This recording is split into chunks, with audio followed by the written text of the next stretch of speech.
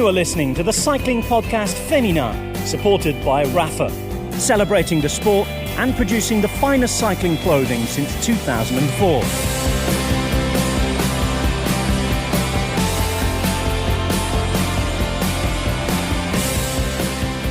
Hello, my name's Richard Moore with Orla Chennaoui. Hello.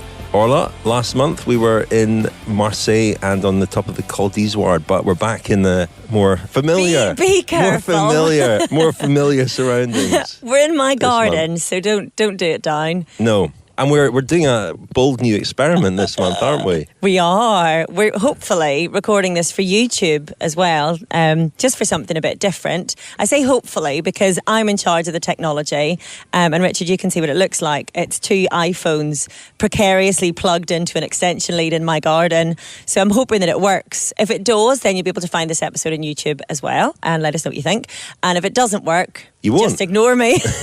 You won't. Richard usually does. I won't. I don't know. Well, what have we got in this month's show? We've got 3 distinct parts, as per usual. In the first... Sorry, I'm looking at you funny because I thought you were throwing that to me, and I thought I wasn't paying attention when you told me what we were doing. When we were planning and stuff. It's got off to a bad start already, actually, because when you offered me a coffee, you asked if I wanted instant coffee.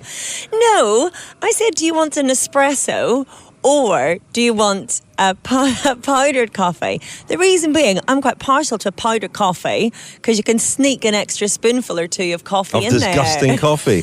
But you get an extra kick or 3, so I quite horrible, like that. Horrible. Anyway, you got an espresso. Stop moaning. It's like a flat white. Anyway, it's not. And it wasn't that hot either. But anyway, last month we were talking about La Course, obviously. Our sort of response and enthusiasm for La Course changed over the course of the episode. We'll no doubt talk about it again because it's a big talking point. We're hoping to get some more reaction to it at some point as well from certain high-profile riders, but keep that quiet for just now.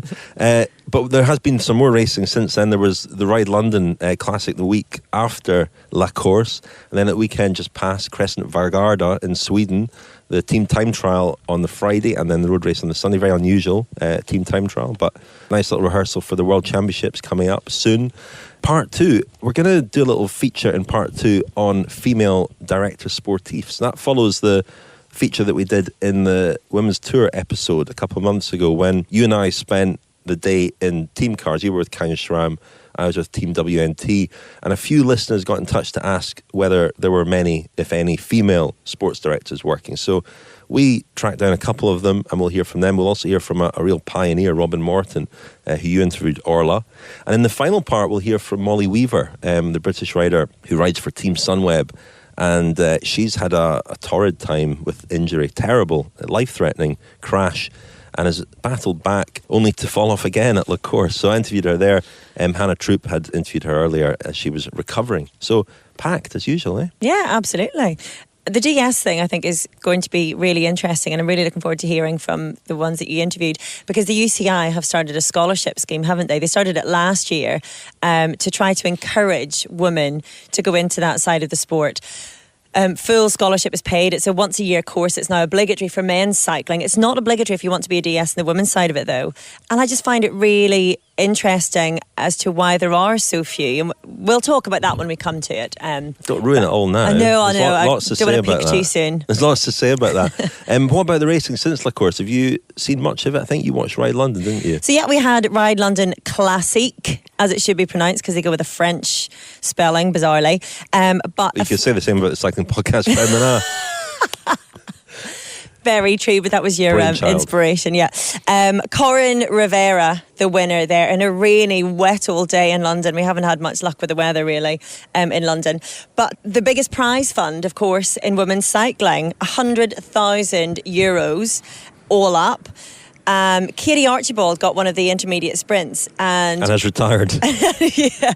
Well, she's retired rich relatively for the women's peloton. That's what I meant. €1,000 she got for an intermediate sprint, which is almost as much as you get for the entire 10-stage Giro Rosa winner, which just goes to show how much really needs to still be done in terms of prize funds. But you know, it's great that RideLondon do offer parity with the men when it comes to Well, it's funny though, because Molly Weaver, who I mentioned earlier, is obviously Corinne Rivera's teammate.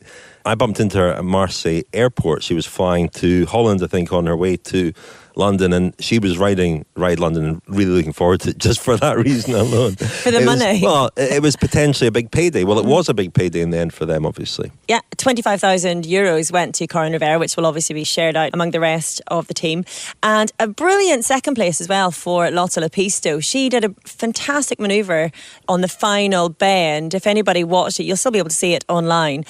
She gained a couple of places with a really bold move on the inside. It was fantastic racing.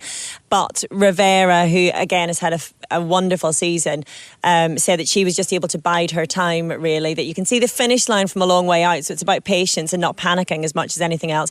Probably fair to say she was the only rider who had a decent lead out as well, which makes the world of difference.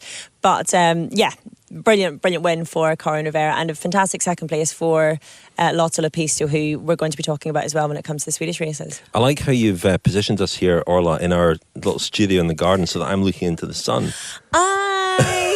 In my defence, was sitting in that spot. Because of you and your dodgy hip, you wanted this spot that was the best supported. All right. So yeah. Okay, so... Can never win with you. So actually, one race I forgot to mention at the start was the European Road Race Championship as well, which was recent. And I watched a bit of that. Mariana Voss won it. She's back. She struggled a bit like course, but she's been coming back from the injury she suffered at the Women's Tour, of course. And she won that. And it's one of the only things she hasn't won. It's a pretty new title anyway. Anna van der Breggen wore the European Champions jersey for last year, so Mariana Voss is in that now. I think we'll get used to it, the European Champions jersey. I hope so. You're grimacing a bit. Well, it's still not... I don't particularly like it as a design, really. I'm sure that doesn't take away from Mariana Voss's pride at wearing it. Blue with yellow stars? Yeah, it'd be much nicer. It just feels a little bit of a cheapo design. It does look a bit cheapo, doesn't it? Yeah. But Mariana Voss, delighted to be wearing it. I'm sure she'll be happy to be wearing it nonetheless. I saw some of Cassino Viduma's Instagram stories, and she Instagrammed from, I think it was from Sweden, it must have been, with Mariana wearing the jersey and doing a little dance in the bus, and obviously delighted to have that added to your palmarès, because we do tend to talk about Mariana these days more in terms of what she has achieved and hoping fading force. Well, I mean, it's cruel though. It's horrible, but I only say that because we described Andre Greipel on the Cycling Podcast as a fading force a few years ago, and cue an incredible resurgence. So having said maybe that, doing her a favour. She's going to have an incredible couple of seasons now. She's probably going to win the World Championship. But she could do. She could do. Yeah. She looks very, very good. And she was second on Sunday as well in the World Tour race in Sweden, Crescent Vargarda, to Lotta Lepisto, who you mentioned earlier. But before that, there was a team time trial, which, as I said, is a very unusual thing to have for trade teams. There are only two, that and the World Championship, which is coming up, of course, in Norway soon. So it was a good dress rehearsal for that. And we had a man there at the team time trial. Our man on the ground. Our man, Jonathan Rowe, who does lots of things for the podcast. He produces episodes.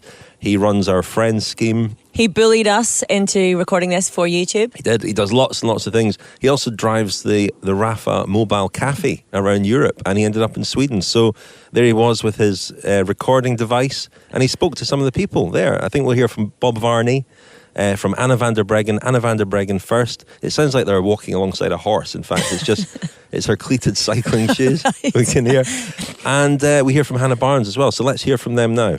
No, it's special to have a team time trial here, because it's nowhere else a race as a team time trial. So this is for our team also important.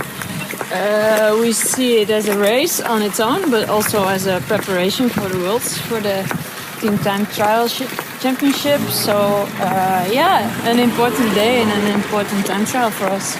Oh, it's totally something different than a normal race, and also than a normal time trial. You only see a team today, and that's not a good thing. They make me suffer, and that's of course that's the purpose of a team time trial. It's a high intensity when you're on front, and then you have to try to recover in the wheel, and that goes well if you ride smooth as a team. And that's pretty difficult here on this circuit because it's going up and down. Yeah, hi, I'm Bob Varney from Drops. I wouldn't say we're new to it, but we're probably newer to it than a lot of the teams. It's the first time we'll have got our Trek Speed concept bikes together for all 6 riders, so we're really excited and very proud of that. We did some team time trial work every year, last year in Mallorca and again this year in Mallorca, which we think will be beneficial. I think our riders are naturally quite adept at riding close to a wheel. They're all good bike handlers. They all trust each other. We've done a couple of specific sessions. We did one yesterday. So yeah, although we're not going to be up there on the podium, we're hoping to give it a real good go. For me, I get the most nervous for a team time trial. It's just such a team event and you don't want to let your team down. You know it's going to hurt like crazy. It's good. I think it's a really beautiful thing to watch as well if you do it right. Yeah, and I think we were pretty smooth out there today, so we can be happy. This course is ideal for preparation for the World. It's quite similar, so it's similar in length and also the terrain as well. For me, I'd love to go. I mean, we have Lizzie on the team. I know she's pretty up for it this year, so we can actually go into it with a really strong team to support her there. And yeah, I'm looking forward to it. I love Norway. I've got family there. My mum and dad have booked the flights and everything in January, I think, so they're really looking forward to it too. It's kind of takes them back. They had the honeymoon there, so for any chance they get to go to Norway, they go. And yeah, I'll probably have my sister there as well, so yeah, it's kind of a family affair, really. Okay, so we heard there from Anna van der Breggen, Hannah Barnes and Bob Varney. As Bob suggested, his team Drops, pretty new for them, and they were 16th on the day. I'm not sure. We're going to get Bob to join us in a future podcast, so maybe hear a bit more about that. It's such a technical event, though, and Jonathan also spoke to Danny Stam, who we didn't hear from there, runs the Bulls Domes team. He said they went out a couple of days before just for team time trial training. It is a discipline where practice doesn't make perfect, but it certainly makes you a lot better. It's highly, highly technical. The riders enjoy it. People, cycling fans, are kind of divided on team time trialing, whether they enjoy it or not, but it has a place. And, you know, that was, as I said, an interesting rehearsal for the World Championships. Bulls Domes were the winners, as they were at the Worlds last year. And as they were at this event last year as well. Indeed. Cervelo Bigla were second, Canyon SRAM were third. They swapped places at the Worlds last year. So Canyon SRAM have an excellent record in this event, in their former guises as well. It was pretty close, 12 seconds just separating Cervelo Bigla and Bulls Domes. That very good for Cervelo Bigla, I think. Yeah, and as you say, dropped 16th out of 21. There were 21 teams in all of that. And I think it'll be quite a welcome win for Bulls Dolmens ahead of the World Championships. They were so dominant all throughout the season last year. And I actually just went through yesterday and had a little look at every win so far this season. I suspected that they were down slightly, which they are. They had 17 World Tour wins at this stage last year out of 36-ish.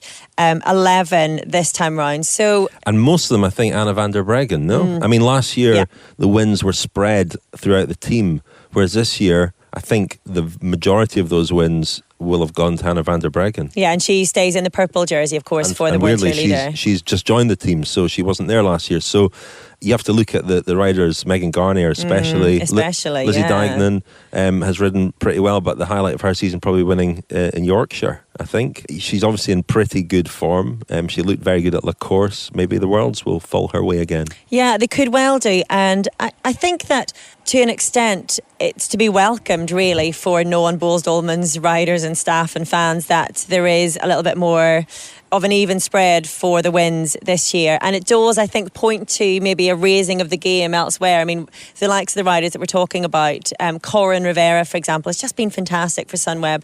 Cashinova Doma, Lotte Lepista as well, with a few podiums. Joining transfer news, joining Canyon SRAM next year, Cashinova Doma. Yes, indeed. But I think that it just feels like there's more dynamism to the racing, and the results certainly this year compared to last year. It felt a little bit inevitable for certain races that Bulls Dolmens would win it with any one of a number of riders. As you say, this year, Anna van der Breggen, the outstanding standout winner for that team. But yeah, so that'll be welcome for them. And in such a technical discipline as the team time trial, that's surely going to bode well going into the World Championships. And the road race on Sunday, Crescent Vargarda road race. You know, you didn't change your pronunciation, you just lowered your voice. Well, I was inspired by Jonathan. I heard him pronounce it. I thought he did a pretty good job. Lotte Lepisto was the winner in that very stylish Finnish national road race champion jersey. Cool name as well, isn't it, Lotte Lepisto? Yeah, we like that. Yeah. You say you struggle with her name, though. It's really easy. Yeah, no, I don't struggle with it. In that sense, struggle to remember what order the vowels go in. There's a lot of vowels to think about.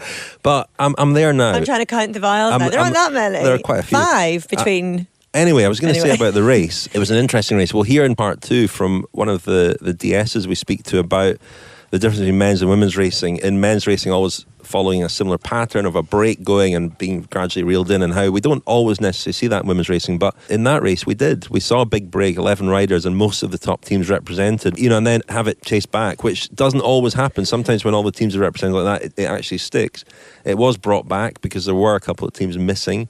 And it was an interesting race tactically because there were a lot of strong riders up there, including Alexis Ryan, our diarist from Tour of California.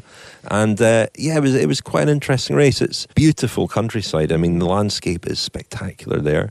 It could be a more challenging finish, I think. You've got the gravel road sections and things like that as well. The last couple of years, this year especially, it's come down to a pretty big bunch sprint. There were about 35 odd riders there, and it was a pretty big bunch sprint in the end. But yeah, a great race to watch. The scenery, as I said, absolutely majestic. And a great win for... Now I'm struggling. Come on. Le Pisto.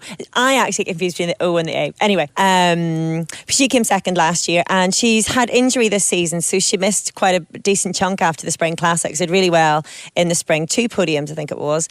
So a good return to form for her. You said the gravel section you found a little bit underwhelming though, did you? Yeah, much was made of the gravel sections, and I struggled to really notice when they were on the gravel section. It wasn't exactly Paris-Roubaix. But, I mean, it's nice to see the race going off the beaten track, as it were. I mean, we love that at Strade Bianche. There's rumours of Tour de France next year going off-road up in Brittany, perhaps. Dirt roads, dust roads. Fantastic. I think we want more of that. Yeah, and it does lead to different style of racing as well, I guess. The last couple of years, this race has been won and by the breakaway. It's managed to stick and stay away. So this year, the fact that we had a bit more of a sprint finish means that they can mix it up a little bit. And to go back as well to the point I made about there being ever-increasing professionalism, I guess, in the women's peloton. At the end of the race, Le Pisto had said how last year, when she came second, she was kind of on her knees, really, because she'd spent the entire race in the breakaway.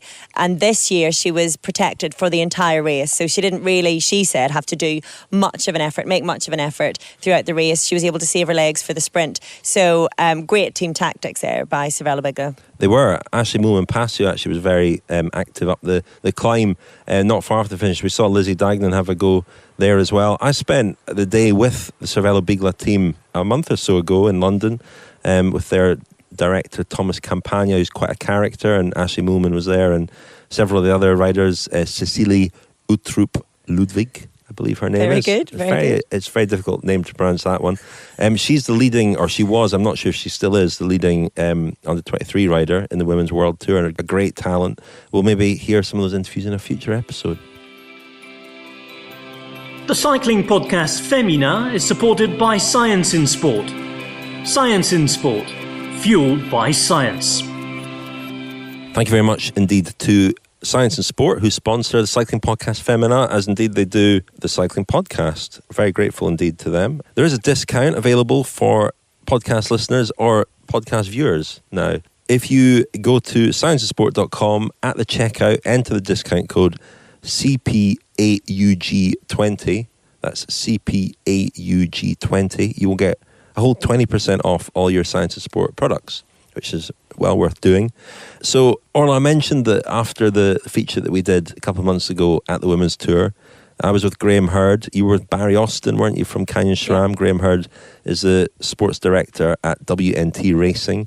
And a few listeners got in touch to ask the reasonable question of whether there are any female sports directors working in women's racing. And the answer is there are, but not that many. Not that many as DSs, and I'm struggling to think. Not that many through the sport as a whole. Well, there's one that I know of only who works in men's cycling as well, Rachel Heel. We'll hear from her. We'll hear from her. God, I'm struggling to just speak today. It's always an occupational hazard. That's difficult. It must have been that coffee that you gave me. So, subpar coffee. It hasn't quite got my engine revving. You needed the extra scoop, you see. Obviously I did. Anyway, we'll hear from her. It is a bit of a tongue twister, that, though, isn't it? What? We'll hear from her. Rachel Heel. We'll hear from her. It's not really up there with Peter Piper, is it? No. Lotta Lepisto. Anyway, we'll hear from her. We'll hear from Donna Ray-Szalinski, who works for Wiggle High Five. And we'll also hear a little bit from Robin Morton, who is a real pioneer because she worked for a men's team in Italy, an American woman. Quite a strange story about how that came about. We'll hear more from her in a future episode. She didn't just work for them, she co-owned the team. And that was back in the early 1980s. She was a total trailblazer. Brilliant to chat to her about what that was like back in the day. And I do find it still fairly curious that there are so few women in either side of the sport. In men's cycling, certainly, which, this is a women's cycling podcast, but we're talking about women in the sport in general. I'm certainly very aware of being a woman even now when I go to races. There are much more of us than there used to be, but it's still an environment that is very dominated by men.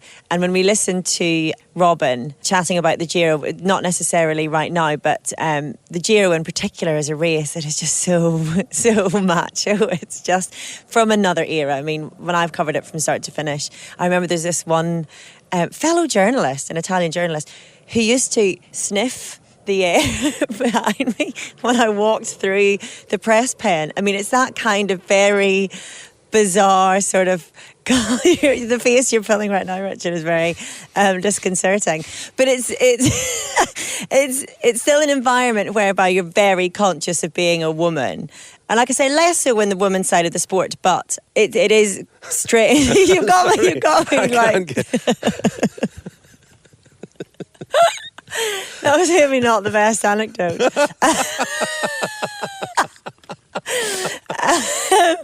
Anyway, now I've lost my train of thought. Anyway, so DSs, there are still so few, even in the women's side of it, and it is curious as to why. Well, it isn't.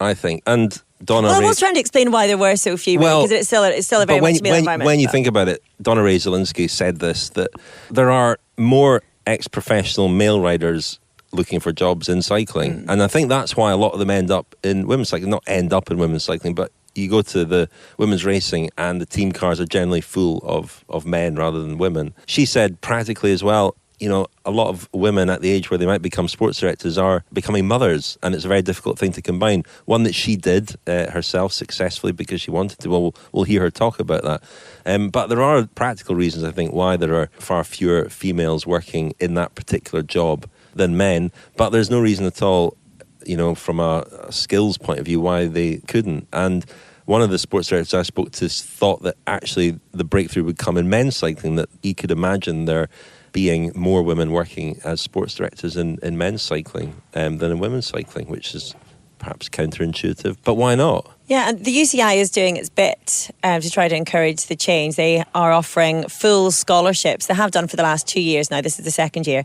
to any women who want to undertake their DS courses in Eglen, Switzerland. I think it's just a couple of days at the end of November. And the courses are now obligatory if you want to be a DS in the men's side of the sport, but not yet in the women's, which I think would be probably quite welcome if that were to change, that there was that level of professionalism as well in the women's side of the sport. But they are doing their bit to try to encourage at least women to enter into it. Well, Donna Ray Solinsky and Rachel Heel both did that course last year. Donna is actually running the course this year. I asked her why there was a separate course for DSs working women's cycling, we should say, rather than for female DSs. And she said, well, the rules are different between men's and women's racing, so that makes sense. But should we hear a little bit from Robin Morton, the trailblazer we mentioned? As I said, we will hear the full interview in a future episode, perhaps themed on trailblazers and pioneers. But here's a little bit from her about what she thinks about the situation now. I feel like I accomplished a lot. I don't know if I forged a path. I don't know how many people have actually followed, my crazy idea. I think that women's cycling hasn't actually come far enough. I'm surprised that there aren't more women involved on the men's side of the sport. There are women, physical therapists and women trainers, but there are really no women, with the exception of Rachel Heel. And that isn't a full-time job for her on the men's side. But with the exception of Rachel, I really don't know anybody else that is directing a men's professional team. So in that regard, I think women's racing, in terms of the level of competition and the number of teams, and with the Women's World Tour, I think that's fabulous and it's come a long way, but I still think that women haven't made enough inroads on the men's side of the sport. I think women tend to be more consensus builders, and I think that that's important. Often the directors, I find, are very autocratic, and I think that the teams now, the riders, want to have more say into certain aspects, not necessarily the selection of the events or who is selected to be at a specific event, but I think that in general, the riders have a bigger say in what goes on with the teams now than they used to. It's not such a dictatorial kind of environment, and I think that women are generally better consensus builders than men.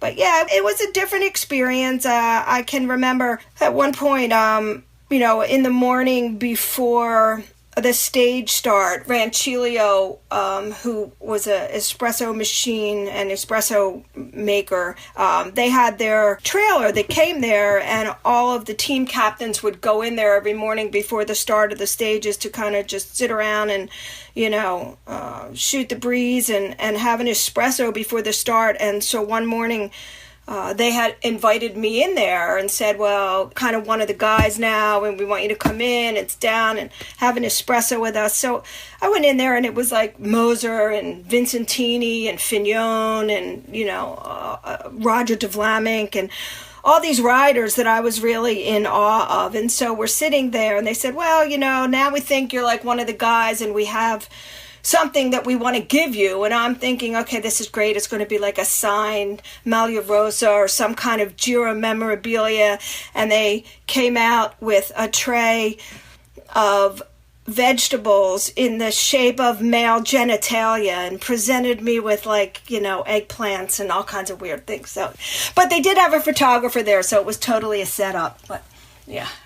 So that was Robin Morton, and we will hear the full interview because, we were going to include it in this episode, but I just felt that there was so much detail there. It's such a great story. And there are great stories from that period in particular in the 80s where there was a weird moment where, on the one hand, women's cycling was developing quite quickly then. That development then slowed down again. But in the 80s, it seemed to be, with Jenny Longo, Maria Cannons and the Tour de France Féminin coming along, there seemed to be quite a lot happening on the women's side of the sport, but then that slowed down. But for women in the men's side of the sport, it was still very, very difficult. And there were, one or two people who came and worked in it, Robin Morton being one, Shelley Versus being another at 7-Eleven, who encountered serious hurdles. And it's fascinating. It sounds like, well, I was going to say it sounds like stories from another century. It is another century, but, it's staggering how different the environment was. That you're saying it's bad now, Orla, but it was a different age. Yeah, and I wouldn't even say it's bad now. I think, positivity or negativity is a bit irrelevant, really. Well, you're a very positive person, aren't you? I'm a very positive person. Yeah. But glass half full. But it's still very stark, I would say. I do think it's sad that Robin didn't end up being the trailblazer, I guess, that she could have been. Nothing to do with her, but more the woman who came behind, that they didn't see that then as something that they could do. And maybe it just would have taken such a cultural shift that we probably are kind of maybe in the middle of, for me personally, I was thinking to myself, whenever I heard about the scholarships, I'm always thinking, what else can I do with my life? And I thought, maybe I could apply to be a DS, why not?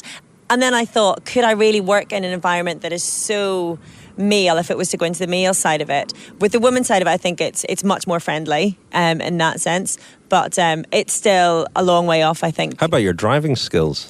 Have I not mentioned that I'm a fully qualified racing driver, I forgot about Richard? that. I forgot about that. And the but you're not allowed to use your phone while you're driving. You know that. Well, you're allowed to.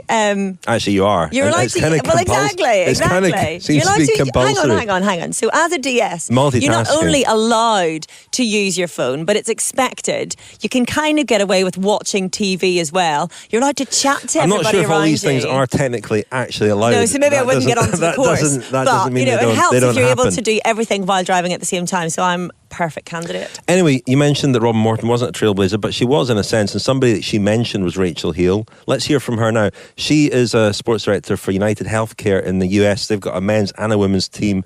She works for both, mainly with the women's team, but also for the men's team. She's worked at Milan San Remo with the men's team, and interesting story. Let's hear from Rachel Heal.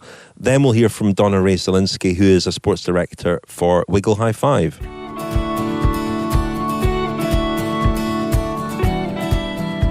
To me, it's about the best person for the job.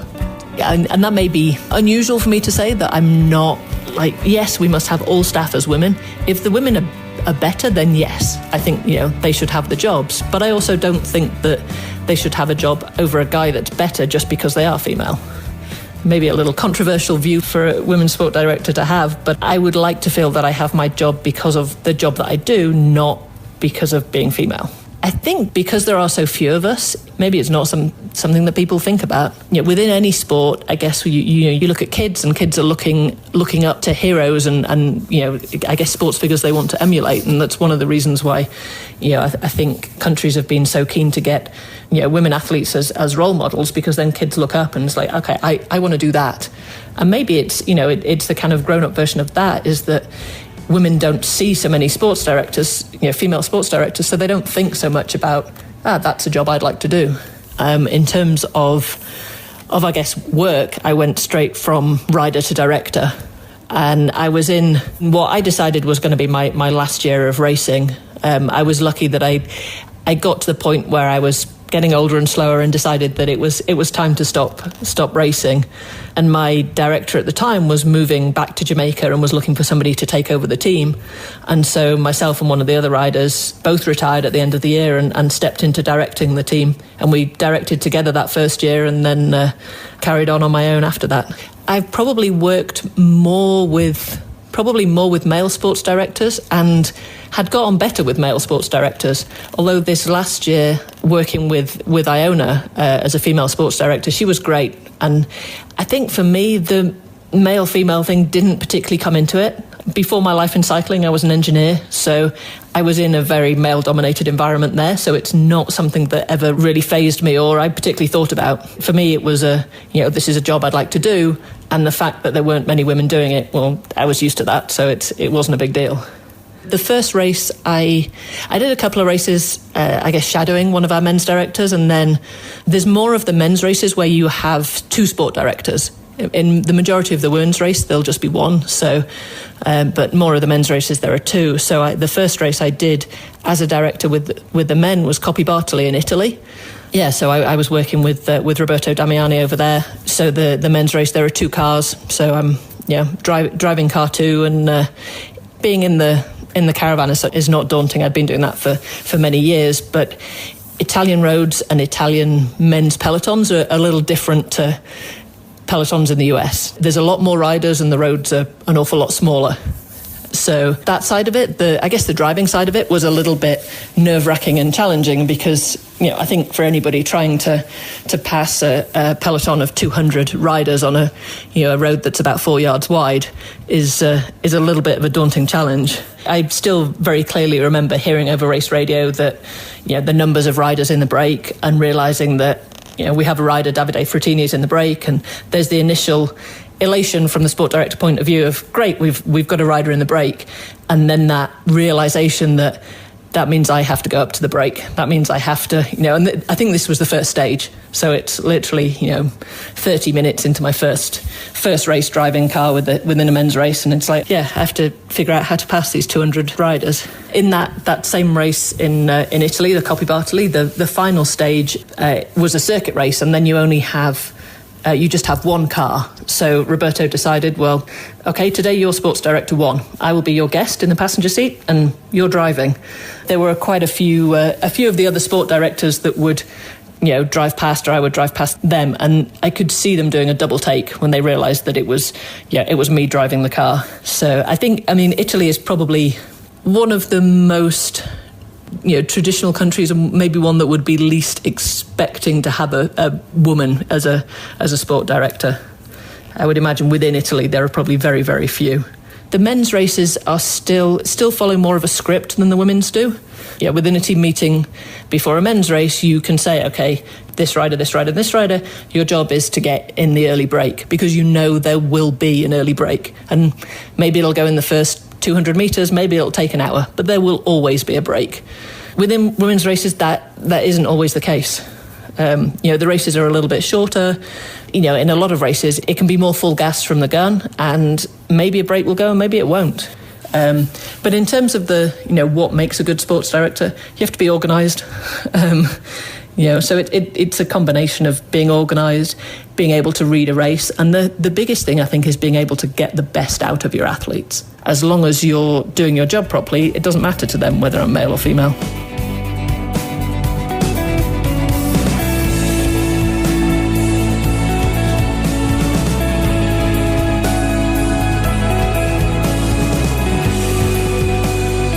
It's awesome that, we have, in my instance, Rochelle, who is willing to back a female DS.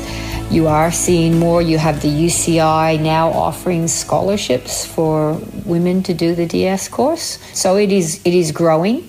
I was fortunate, or I am fortunate, to have an incredibly supportive husband and a supportive workforce. Like, there are a lot of parents that would take care of my sons for me while we were at a track session, or, I've followed road races with a child in a restraint holding a bottle. I'm holding the bottle in the child's mouth while I'm driving. Things like that. It comes down to seeing things as a problem that's too big to overcome, or finding ways to work your passion. For the men to go into DSing, it's a viable career path financially, whereas, it's only starting to grow as that for females. But, again, is there a glass ceiling? In my opinion, possibly there is, but you can either look at it and say, yeah, it's too hard, or you can, again, as I've said, pursue your passion. I love sport. I love helping people achieve their goals. And to me, I just found a way, because it's what I wanted to do. I'd rather do that than something I wasn't as passionate about. I think that people should get the job on merit rather than gender. But to me, it would be nice to have more women represented as DSs in the Women's World Tour, yes.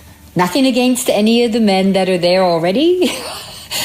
Yeah, but it would be nice. And I think, it's a good question to put to the women's teams. What are your thoughts on having a male DS versus a female DS? It's not a competition. It's just different needs are met in different ways. When a Pro Tour team goes to the Tour de France, I'm told they have 4 DSs at the race, and they each do different areas of responsibility. We have 1 DS at a course, and probably the biggest thing for being a DS, you have to be multi-talented. It's everything. It's logistics, it's people management, it's the tactics. It's not just one thing. We do it all. I would love to be at a point like they have in the men's race, where they have a TV in the team car and they can actually see the front of the race. We tend to see the back of the peloton, and depending on your spot in the convoy, you might not even see that. Ironically, I had to take one of our riders into the car during La Course. She wasn't well, and so she couldn't complete the race. And at the end, she said to me, she goes, "Oh my God, I would never want to be a DS. That's just too hard." Look, it's intense, but it's my favorite time. I love when you're in the car, the race starts, and it's like you're in a cocoon. It's your own little world where you're in contact with the riders and you're oblivious to the outside world. Look, it certainly can be hairy in terms of the driving and things like that, but you actually don't think about that, because every minute you're thinking about what's happening in the race, or you're going past bunches, and I just love it.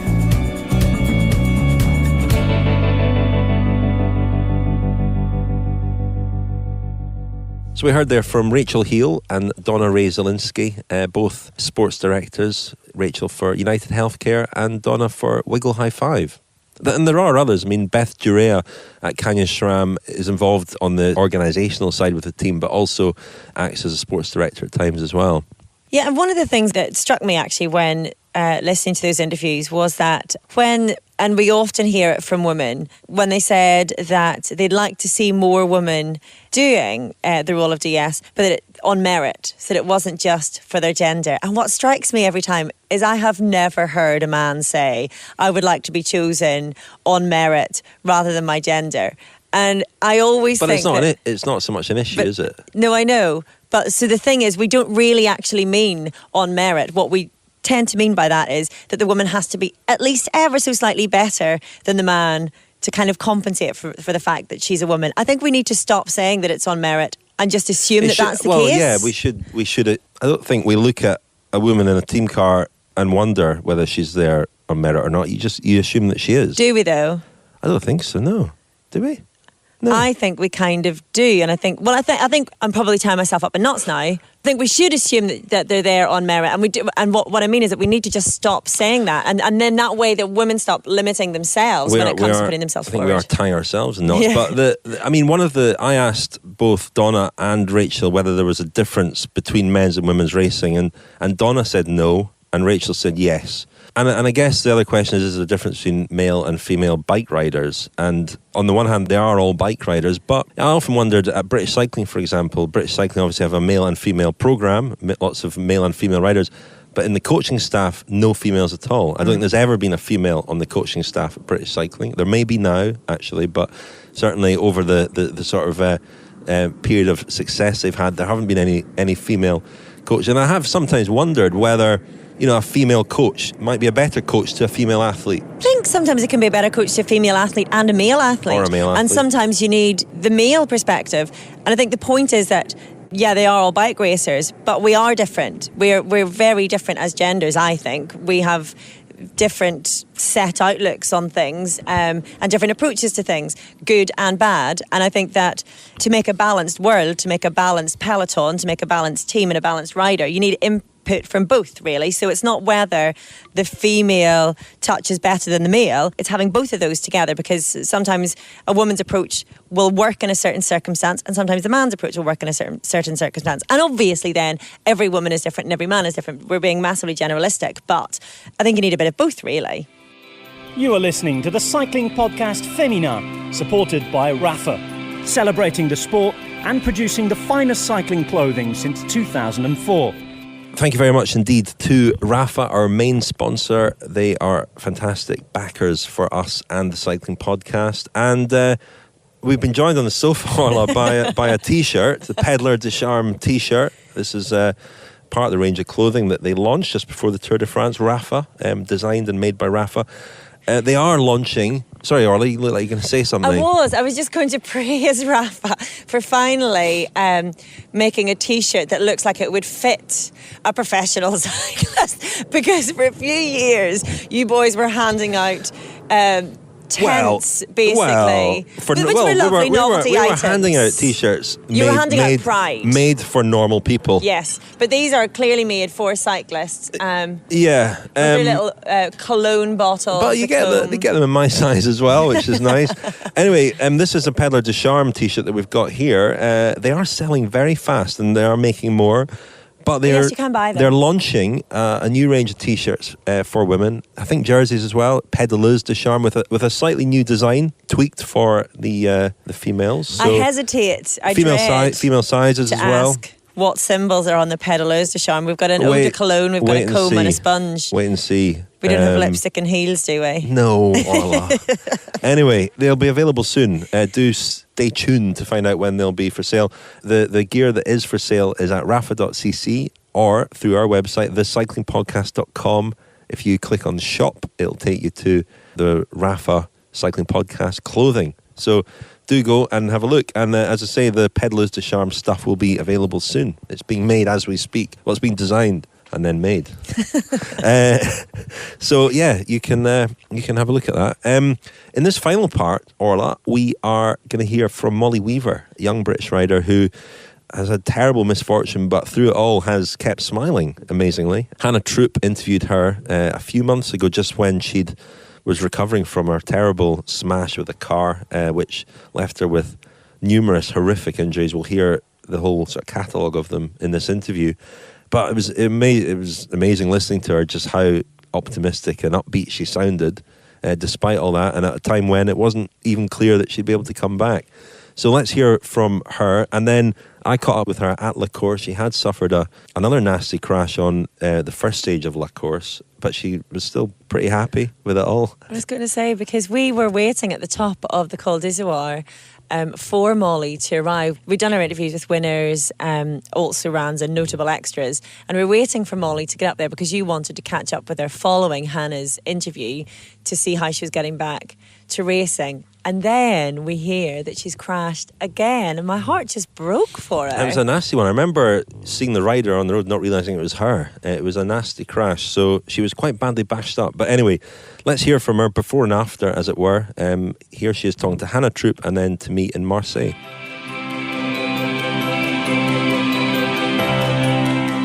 I don't remember being on my bike for 1 second. I've actually ridden past where it happened, most days actually now, and still, I have no memory of it whatsoever. I've been told what they think happened, but I think that's all we'll ever know, really. I do remember waking up, and I remember going out on my bike, so I knew where I was going that ride, but I didn't even know where I'd crashed within that, and I actually don't really remember the next 2 days, really. I remember waking up, and then there was someone with me. Then the next thing I remember, my dad was there, but he didn't actually arrive for 2 days, so I don't know where that went. I take it you were out on your own that day, were you? Yeah, it was just like an easy, just like 1 hour ride or something, just a spin. I was travelling the next day to training camp, so it was just meant to be a little bimble, spin my legs. And then I was actually descending, but I was on a straight bit of road, and the car hit me head on. And what they think happened is that he was driving too fast, and he'd just taken a corner, a right-hand corner, and he'd just come out wide from the corner and then hit me, Did the guy stop? Yeah, he stopped, and apparently he was also in a bit of a state. But he stopped straight away and called emergency services. But I was unconscious for over 3 hours, so actually I don't remember any of this, obviously. But then luckily here it's a big cycling community, and actually stupidly I had no ID on me or anything. But the fireman knew someone and the ambulance man knew someone, and the word got out pretty quickly. Yeah, you've got your kit on, you've got your name on your bike, so they think, okay, she's British. She's got matching kit, so she's probably a pro. So then they rang the bike shop here, and luckily the owner there speaks Catalan and English, so then she came and she could translate a bit and help me out in those first bits when I first woke up. Yeah, because that's the problem as well, isn't it? If you're in another country, don't have a high enough level of the language, those moments are quite frightening as well. Yeah, definitely. You wake up and actually I do remember the sort of half an hour in waking up, and obviously it's very disorientating and you don't know what's going on. So just having like a familiar face, and also I don't speak any Catalan really, if I'm honest. So she could translate, and that it makes it a lot easier. But also there's people who can bring your family, because my family live back in Britain, and try and fill them in on what's happening. So when you got to hospital and after you come round and everything, what were the extent of the injuries that you had? At first actually they told me completely different things, but once we'd had tests and stuff, I broke my neck, 5 vertebrae, 4 ribs, my sternum and my shoulder, and punctured my lung and tore an organ, I think my kidney. Obviously, when you kind of get told that, to try and understand or try and process that, what kind of were the first few hours, days like in hospital for you? The first few days, weirdly, were almost easier. I was a bit out of it. I think it's harder on your family then and people who care about you, because actually, I was so in and out of being aware that really they tell you stuff and you don't really process it. So they say you've broken your back and you're like, oh, okay, like you don't have any real emotion around it. It's more as you start to recover a little bit and it moves away from just, I'm alive, can I walk, all those basic things, then it becomes more difficult as you realise what's actually happened. Actually, probably about 3 days into being there, they came and it was time to have a sponge bath, which was lovely. And I speak none of the language, and I didn't have a brace on at this point, a back brace. And I'm trying to tell the guy, like, don't move me, I've broken my back, I've broken my neck, don't touch me. And he was just going, oh, it's okay. And most painful experience of my life, because you can't communicate with them. And then 2 days later he came in and I was in the full brace, and I think he realised he kind of messed up in that moment. And actually the most painful one, now it's my back and neck is more of a problem, but the most painful breaks actually was my sternum. So any movement was agony. So I was like, nobody touch me. How were your family when they came over? That must have been the times super hard for them to see you like that. Yeah, actually only my dad came. He got a phone call, but at first it was obviously horrific anyway, but at first I was still unconscious when he got told, so it was obviously the worst case scenario. Kind of, he got rung and it was, your daughter's been hit by a car and she's unconscious still, and we don't know the extent of the injuries, and et cetera, et cetera. And then we didn't really know until he got here, but my mum decided not to come because she's the more emotional of the pairing. And I think they thought practical was the best way to go. Yeah, she definitely wanted to come, but I think also when they sat down and discussed it, obviously they had to book flights and things, so it took them a couple of days. I think, yeah, they knew in that situation it's better to have someone who's not going to be fussing over you and emotional and crying about it. You want someone who's going to, just be practical with it and be straight with it. And it's because obviously, especially at first, I wasn't that emotional with it. And I think if someone had been sort of fussing, it would have been more difficult actually to sort of get on with it, get out of bed, get moving, and they'd be a bit too protective almost. When you got back home after being in a week in hospital, what was that like? How did you find that going back? Were you on your own then, or did you still have your dad around? No, he stayed for another week and a half, 2 weeks, because I couldn't really do anything. I was out of hospital, but I wasn't that able to fend for myself. I couldn't really move that much. I mainly could just sit, and actually the night was the worst because I couldn't really lie down, so I had to sit in a chair, but it became very uncomfortable. And we bonded a lot because I also couldn't do things like shower myself. So obviously you can imagine you have to get quite close quite quickly in that situation. So then, as kind of like the weeks have gone by, how did you kind of deal with everything? I think, probably the first week that I was at home was the hardest emotionally. The racing started, and I did tell myself, you're not going to care, like, just, you've put yourself out of it and it's fine, you've sort of already dealt with it. And I sort of kidded myself that you'd already processed it and I'm absolutely fine, I'm going to be fine with it. And even my dad was like, it's okay to be upset about it, it's okay to be emotional, but I really did think, no, I've already put it behind me and I've already moved on. But actually, I will admit, that first race, I did just cry the whole way through it. It was, my team obviously won, which is amazing, but that was really difficult. And I think the first part was almost, obviously, then you're unable to even walk properly, do anything for yourself normally. So it's very frustrating and mentally really difficult. But once you start to see little bits of progress, you almost have to put yourself completely back to step one. Don't think about anything you've lost or you're missing or what you could do, and it starts to be okay, just a bit of progress each day, and then that's much easier. You focus on that. There's such a massive community in Girona. How did you find that they've helped you? Or it's been amazing. A lot of people have said, is it not difficult to be surrounded by it? Would it not have been easier to go home or be somewhere else and not have it so much in your face all the time? But actually it's made me feel much less isolated in it, because I think one of the things is you go from, you go into training camps and races and you're always with your team and you're with the riders, and I think if you then completely separated yourself from that, I think very quickly you'd feel very out of the community, out of it, and very isolated in that. So I think it's been a good thing to still feel a part of cycling and a part of the racing, even though I can't be there. Because you've obviously got back on the bike now. How's it felt going back out onto the roads? The first few rides, I was definitely more nervous. Actually, I didn't ride on my own for the first couple of weeks. I wasn't as loose on my bike and comfortable, and I wasn't in as much control, so it was good to have someone there. But also just, emotionally for me, I just found myself being much more nervous and much more cautious. I think that's still the case. I think, it can be in a positive way. Sometimes you are a bit stupid on a bike. I think we all are. This was completely not my fault. I'm sure most accidents are 100% not the rider's fault. But I think a lot of times you take little risks, you jump through a little gap, you turn with, going a bit quick, or you're doing, and actually that's the only thing where I thought, okay, that's a bit stupid of me to do that. And so I am a bit more nervous, but I think the fact that I have no memory of it, that's more of something that's happened since in thinking about it, rather than an actual, side effect of the crash itself. I think, especially in the early parts of the recovery, I was very much in a more angry place with it, dwelling on it. You think, why me and why has this happened, and it's not fair, but actually, this event happened and I can't change that. So from the moment it happened, everything for me is now different to how I planned it, and it was obviously a massive setback for me and an awful thing in my life. But you think, well, it's happened now. I can't change that. Nothing can change that. Nothing can bring back what I had before and whatever. So now you can just focus on every day, making every day the best it can be, and doing the best you can to come back and to get back to your life. And I think that's all you can do, really.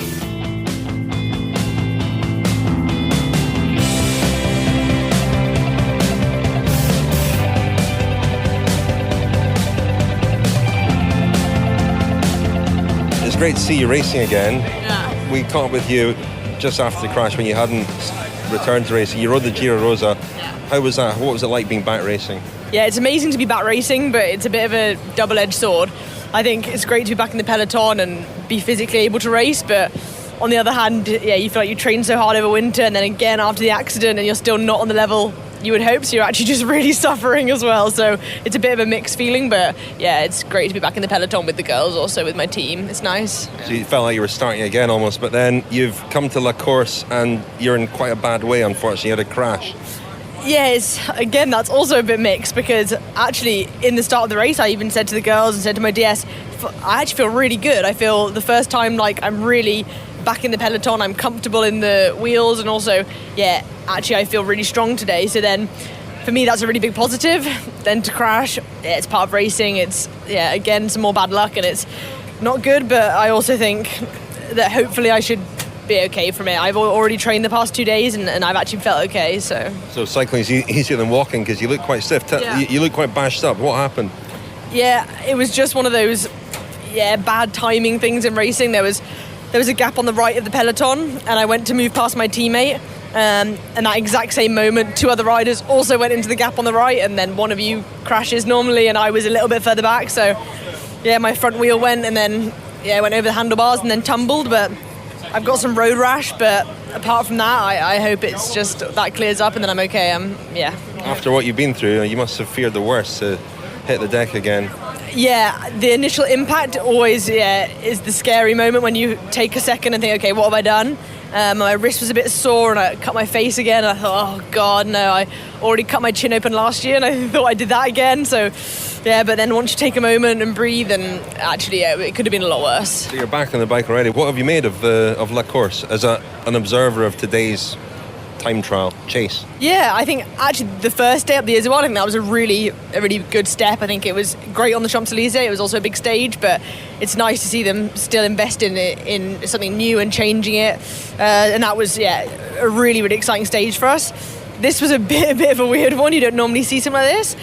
We all actually said that the format of it could have been really exciting. I think maybe they made some errors in the time gaps and things. I think if it had been really close at the front, then I think it could have been really exciting, whereas kind of Annemiek van Vleuten is one of the best time trialists and she had a lead of 43 seconds. So I think, then it's maybe not as exciting as it could have been. So yeah, it's funny, isn't it? Because it's unusual for someone who's such a good climber to also be a very good time trialist, but she has this set of skills. I was going to ask, you're part of Team Sunweb. Obviously, there's the men's team as well. How much are the two teams integrated? Do you have a lot of contact with the men's team? It's actually, I think, one of the few examples where it really is one team. I mean, obviously we have different programs and the racing's different, so we're not always with them, but even before the season starts, you have team meetings and the team launches and you're completely together. And then, races like this, and we have a race in the Vuelta and things like that, then we're together. And when they win, it also feels like we've won. So actually it is really, the staff also move around a lot and the coaches, so you do feel integrated in both parts of it. I mean, I noticed on social media and stuff during the Giro there was a lot of support from the women for Tom Dumoulin, and I guess here you've had Barguil and Michael Matthews. Is it reciprocated? Do you feel that support goes the other way as well?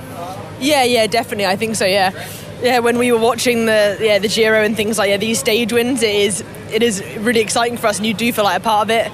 But then on the other end, when we have successes also, we won a stage of the Giro as well, and then you do feel the support come the other way, which is nice. And after my accident as well, even today now, all the staff are coming up and asking how you are, and and they came to visit me in hospital. So it's a nice feeling. I think I'm seeing that integration in action. Michael Matthews has just entered your camper van. I think the women have obviously already done the time trial course today, so I think also they can maybe give him a few tips. And I think it's quite, you can see that it's quite a casual relationship. It's quite chill between the two teams. Well, I'll let you go off and maybe pick his brains as well and have a chat to him, but thanks very much and best of luck.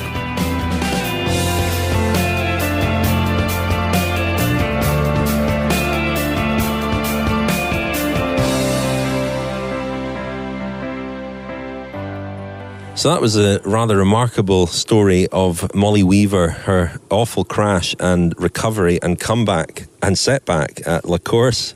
But she's back, and as I said earlier, I met her at Marseille Airport flying out after La Course, and she was there with some teammates and, just I think enjoying being back and looking forward, as I said, to RideLondon Classique and the prize purse that was on offer there, which she won with Corinne Rivera obviously winning there. And she's part of a great team. She mentioned that, talked a little bit about how integrated the two men's and women's teams are at Sunweb, perhaps more so than any other team. And it was really nice to see that at La Course, just the coming and going of the male and female riders. And we see it on social media as well, the men and women supporting each other, which is nice. And they're a great example, I think, Sunweb. And in terms of results as well, I mean, what a season they're having. Incredible. Yeah, I mean, it seems to work, whatever they're doing across the team. And I always look at happy teams who are successful teams and you wonder, it's a bit chicken and egg really, but Sunweb seem to have it right. Obviously winning helps an awful lot with that, but I really do think that you say example, I think they've absolutely set the example of how we could, I hesitate to say should, but certainly how we could see a sponsor integrating the male and female teams and doing it with such a wonderful parity and not just giving lip service to that, but the riders themselves, they treat each other as colleagues. That's how it looks from the outside anyway. If it's not conducive to success in the sense that maybe that's not what's creating it, it certainly doesn't harm in any way whatsoever, and I think that's great. And as you said, it just happens through going on training camps together and things like that. It's not rocket science. They know each other. Yeah, no, absolutely. A little update on another crash victim. Claudia Creti was involved in a terrible crash at the Giro Rosa and was in a coma for a while. I don't know if we know how she's going to recover, but she's certainly out of the coma and she's returned home to Brescia, where she will continue her slow recovery, and we'll await updates on her condition. But the news is at least more positive than it was a few weeks ago. So that's good. Best of luck to her. Yeah. So that's all for this month, I think, Orla. We've got lots to come up. I mentioned the Robin Morton interview. We've got other longer interviews to play in future months. We want to be joined by a few guests as well. We've got a few people in mind, haven't we? We do indeed. We do indeed. Anyway, that's all for this month. Thank you very much. Thank you very much, Richard. You are listening to the Cycling Podcast Féminin, supported by Rapha, celebrating the sport and producing the finest cycling clothing since 2004.